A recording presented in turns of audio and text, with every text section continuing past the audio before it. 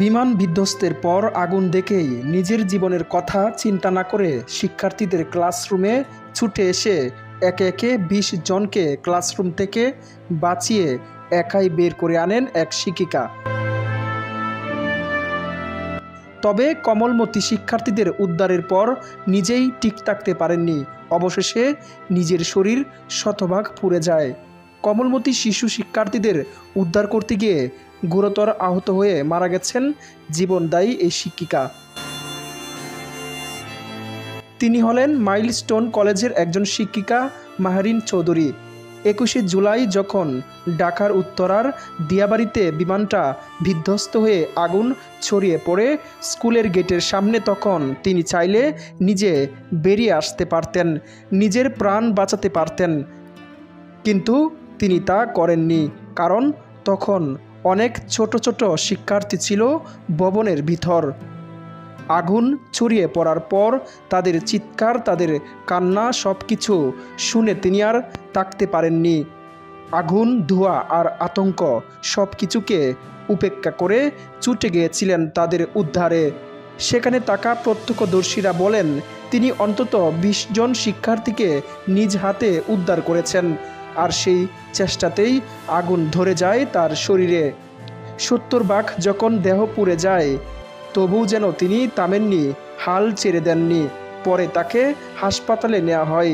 ICU, life support সব চেষ্টা করা হয়েছে।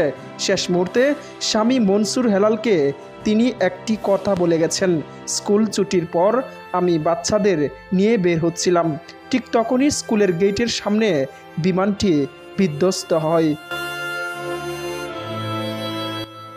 সেই ভয়ানক মুহূর্তে নিজের জীবনের ঝুঁকি নিয়েও তিনি শিক্ষার্থীদের বাঁচানোর সর্বাত্মক চেষ্টা করেছেন। তবে রাত 10টা 35 এই সাহসিনী নারী চলে গেলেন না ফেরার দেশে। জানা গেছে, শিক্ষার্থীদের উদ্ধারের পর নিজেই ঠিকঠাকভাবে বের হতে পারেননি ওই সাহসী নারী, একজন মা, একজন শিক্ষিকা। ঘটনাস্থলে তার শরীরের একটি অংশ দগ্ধ হয়ে যায়। পরে তাকে জাতীয় বার্ন ইনস্টিটিউটে ভর্তি করা হয়। সোমবার রাতে চিকিৎসাধীন অবস্থায় মৃত্যু হয়। এর আগে প্রত্যক্ষদর্শীরা জানায়, দুর্ঘটনার মুহূর্তে দ্রুত শিক্ষার্থী ক্লাসরুম থেকে বের করে আনেন ওই শিক্ষিকা। পরে তাদের উদ্ধার করার পর হাসপাতালে নেওয়া হয়, কিন্তু ছাত্রছাত্রীদের বের করে দিয়ে নিজেই যথাযথ সময় বের হতে পারেননি। শরীরের বেশিরভাগ অংশ দগ্ধ হয়ে গেছে তার। উদ্ধার হওয়া মাইলস্টোন কলেজের একজন শিক্ষার্থীর অভিভাবক বলেন, সেনাবাহিনী আমাদেরকে বলেছে শিক্ষিকার জন্য অন্তত 15 থেকে 20 জন শিক্ষার্থী বেঁচে গেছে। এদিকে পূর্ণিমা নামের একজন শিক্ষিকা তার ফেসবুকে একটি আবেগঘন স্ট্যাটাস দিয়েছেন। তিনি লিখেন, স্কুল ছুটি হয় দুপুর 1টায়। এরপর 2 ঘন্টা কোচিংয়ের জন্য কিছু শিক্ষার্থী স্কুলে ছিল, যাদের অভিভাবক তখনও নিতে আসেননি। তারা অপেক্ষা করছিল। দুপুর 1:10-15 একটা জেট বিমান বিধ্বস্ত হয়ে দিয়াবাড়ি মাইলস্টোন কলেজে হায়দার আলী বিল্ডিংয়ে আগুন ধরে যায়। এই বিল্ডিংয়ে বাংলা ভার্সনে ক্লাস 3 থেকে 5, ইংরেজি ভার্সনে ক্লাস 6 থেকে 8-এর বাচ্চাদের ক্লাস হয়। আমি ওইখানে ক্লাস নেই। ওই ক্লাস শেষ করে ঠিক যেখানে আগুন ছড়িয়ে পড়ে ওই করিডোরটা পার হয়ে আমাদের টিচার রুমে গিয়েছি। ততক্ষণে ওই বিল্ডিংয়ের 80 ভাগ বাচ্চারা বাসায় চলে গেছে। তখন বিল্ডিংয়ে ভয়ানক শব্দ শুনতে পাই।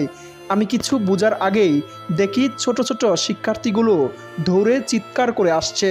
দেখলাম তাদের সারা গায়ে আগুন। আমি কোনোরকম ওয়াশরুমে গিয়ে পানি ঢালছি 3 জনের গায়ে। এমন সময় একজন টিচার চিৎকার করে বলছে, পূর্ণিমা বের হন এখান থেকে। রুম থেকে বের হয়ে দেখি এত আগুন, সমস্ত করিডোরে আগুন, আমার থেকে 2 হাত দূরে আগুন।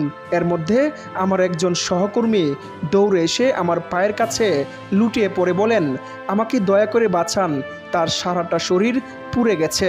আমি স্তব্ধ হয়ে দাঁড়িয়ে আছি তখনও। এমন সময় হ্যাচকা টান দিয়ে সেখান থেকে সরানো হয়েছে এবং বিল্ডিং এর গ্রিল ভেঙে আমাদেরকে বের করা হয়। আমার বাচ্চাগুলো আমি 5 মিনিট আগেও দেখে গেছি। 5 মিনিট পরে এসে দেখি ওরা পুড়ে একেবারে ছাই হয়ে গেছে। ভগবান এমন দিন কেন দেখালে আমি জানি না। কেন আমার কোনো আছরও লাগলো না, কেন আমার কিছু হলো না আমি জানি না। ওই নিষ্পাপ ছোট ছোট মুখ আমার চোখে ভাসছে, আমার সহকর্মীদের চেহারাগুলো ভাসছে। কত মায়ের বুক যে আজ খালি হলো, কেন হলো তাও তো আমি জানি না।